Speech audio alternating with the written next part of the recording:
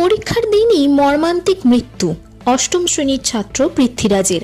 স্কুলের বিরুদ্ধে অসহযোগিতার অভিযোগ বাবার। মাত্র 14 বছর বয়স, অষ্টম শ্রেণীর ছাত্র পৃথ্বীরাজ হালদার। আজ তার পরীক্ষা ছিল। প্রতিদিনের মতোই সকাল 8টায় বাড়ি থেকে বেরিয়েছিল সে। পরিবার সূত্রে জানা গিয়েছে সকাল 8টা 48 মিনিট নাগাদ একটি ফোন আসে বাড়িতে। তড়িঘড়ি করে তাকে স্থানীয় একটি নার্সিংহোমে নিয়ে যাওয়া হলে চিকিৎসকরা মৃত বলে ঘোষণা করেন। পৃথ্বীরাজ ছোটবেলা থেকেই ওই স্কুলেই পড়তো। নার্সারি থেকে শুরু করে অষ্টম শ্রেণী পর্যন্ত। মৃত ছাত্রের বাবা রাজকুমার হালদার পেশায় ব্যবসায়ী। 3 ছেলের মধ্যেই পৃথ্বীরাজই ছিল সবচেয়ে ছোট। ঘটনার পর স্কুলের পক্ষ থেকে কোনো রকম সহযোগিতা করা হয়নি বলে অভিযোগ তুলেছেন বাবা। কিভাবে এমন ঘটনা ঘটল তা নিয়ে প্রশ্ন উঠতে শুরু করেছে। এই ঘটনায় এলাকায় নেমে এসেছে শোকের ছায়া। Bureau report 24/7 news Bengal.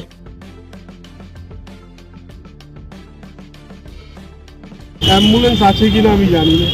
আমাকে ফোন করা হয়, আমার ফোনটা আমি পরে 3বার করার পরে ফোনটা ব্যাক করতে বললো আপনার ছেলে অসুস্থ, আপনি এক্ষুনি আসুন। আমি বললাম যাই কিছু হয়ে যাক, আপনারা ওকে নার্সিংহোমে নিয়ে যান এবং ওর মেডিকেলও আছে, আর ওইসব নিয়ে কোনো চিন্তা করতে হবে না, আপনারা গেলেই মাত্র ভর্তি নিয়ে নেবেন, ঠিক আছে। নার্সিংহোমে নিয়ে যাও, ওরা তখন বললো ঠিক আছে আমরা নিয়ে যাই। একটা অটো ডেকেছি, কোনো অ্যাম্বুলেন্স নেই। স্কুলে যে কাছাকাছিও কোনো, যদি স্কুলে অ্যাম্বুলেন্স তো নেই, কাছাকাছি যদি কোনো অ্যাম্বুলেন্স থাকতো তাতেও সেই অ্যাম্বুলেন্স থাকতো, তাতেও মানা যেত। একটা অটো ডেকেছি, জানি না কি কারণে। অটো করে নিয়ে গেছে স্পন্দনে আপনারা গিয়ে দেখবেন, স্পন্দনে অর্ধেক দিন ডাক্তারও থাকে না, কোনো পরিকাঠামো অক্সিজেন ফক্সিজেন সেই পরিকাঠামো ওদের সেইভাবে নেই। ওই যদি হিন্দুস্তান রেল পয়েন্ট কি আমি বলেছিলাম নিয়ে যেত, তাও আমি মনকে সান্ত্বনা দিতে পারতাম। তারপরে ওখান থেকে স্কুলেই মারা গেছে ছেলেটা। স্পন্দন তো ওরা নার্সিংহোম ছোটখাটো ওরা নেবে না, হ্যাঁ, ওখান থেকে ওরা নিয়ে ভয়েই ওরা আপনার সুভাষগ্রাম হসপিটালে নিয়ে। তখন ম্যাম আমায় ফোন করেছে, আমি রুটে বাইকে এক বন্ধুর বাইকে যাচ্ছি, বন্ধুও সাক্ষী দেবে, ও শুনেছে। আমি তো আর তখন রেকর্ড করার মুডে নেই। ম্যাম স্কুলের প্রিন্সিপাল আমায় ফোন করে বলছেন আপনি যে নার্সিংহোমে নিয়ে যাও আমাদেরকে লিখিত দাও। আমি কেন লিখিত দিতে যাবো, কি কারণে বুঝলাম। আমার বাচ্চা অসুস্থ হয়ে গেছে, আমি তাকে নিয়ে নার্সিংহোম যাবো না ওনার কাছে আমি কমপ্লেন লিখিত দিতে যাবো? উনি আমার কাছে লিখিত কেন চাইলো এটা আমি বুঝতে পারলাম। আমার কাছে উনি বলছে শারীরিক সমস্যা না না বাবা, কোনো সমস্যা নেই, কিচ্ছু নেই, কোনো না না না না। দেখুন সমস্যা থাকলে তো আমার বাচ্চা আমি রিপোর্ট করে স্কুলে জমা দিতাম, তাতে আমার উপকার হতো আজকের দিনে। আমার বড় ছেলের একটা সমস্যা ছিল, ও বিডিতে পড়তো, আমরা সেটা বিডিতে জমা করেছিলাম, কাগজে আমাদের কাছে আছে, দেখিয়ে দেবো। ওইটু ওই বেশি ভিড়ভাড়টা হলে না সেন্সলেস হয়ে যেত। ওর জন্য আমি আমৃতে ওকে টোটাল টেস্ট করিয়ে ওর সেই, ওটা হচ্ছে অ্যালার্জি বলে, ওটা এক ধরনের অ্যালার্জি, সেটা আমি আমার স্কুলকে জমা করেছিলাম। এদের কোনো সমস্যা নেই, সুস্থ ছেলে, আমার বাড়ির থেকে সুস্থ বেরিয়েছে, আমার বাড়ির সামনেও সিসি ক্যামেরা আছে, আমি ফুটেজ দিয়ে দিতাম। স্কুলেও গেছে, স্কুল কোঅপারেট করছে না, সিসি ক্যামেরা দেখাচ্ছে না, সিসি ক্যামেরা ঝিরঝির করছে, এইসব বলছে। পাসওয়ার্ড পাচ্ছে না, ওরা কোনো কম্পিউটার কোনো ইয়ে করছে না।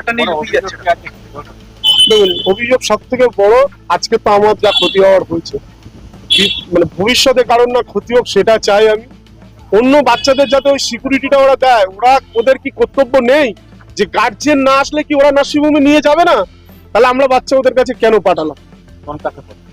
এইটা পড়তো সেকশন বি, পৃথ্বীরাজ হালদার, রাজকুমার হালদার। সাময়িক কোনো ট্রিটমেন্ট দেয়। সব থেকে বিষয় এত বড় একটা স্কুল, তার ইনফ্রাস্ট্রাকচার থাকবে, মিনিমাম একটা মেডিকেল টিম থাকবে বা অক্সিজেন থাকবে বা আপনার একটা নিজস্ব গাড়ি ব্যাকআপ থাকবে, একটা অটো, একটা এমার্জেন্সি পেশেন্টকে একটা অটো। হয়তো দেখা যাচ্ছে যে অ্যাম্বুলেন্সে অক্সিজেন সাপোর্ট দিলেও বা স্কুলে অক্সিজেন সাপোর্ট দিলেও যদি কিছু হয়ে থাকে সে সুস্থ হতে পারতো। অটোতে তো আর সেসব কিছু থাকে না। সামিতি স্কুল তো বড় ইন্টারন্যাশনাল স্কুল, তো তাদের পরিকাঠামো আমরা বাবা মারা কি এক্সপেক্ট করবো যে আমরা যখন অর্থ ব্যয় করে আমার বাচ্চাদের শিক্ষিত করতে পাঠাচ্ছি, তাহলে তার সিকিউরিটিটাও তো আমরা চাই। তো কিছুই তো দেখা গেল না, আখেরে নামে ইন্টারন্যাশনাল, ন্যাশনাল তো কি মানে হোম লেভেলেরও কোনো ঠিক মানে ইনফ্রাস্ট্রাকচার সামিটের নেই। এর থেকে বোঝা যায়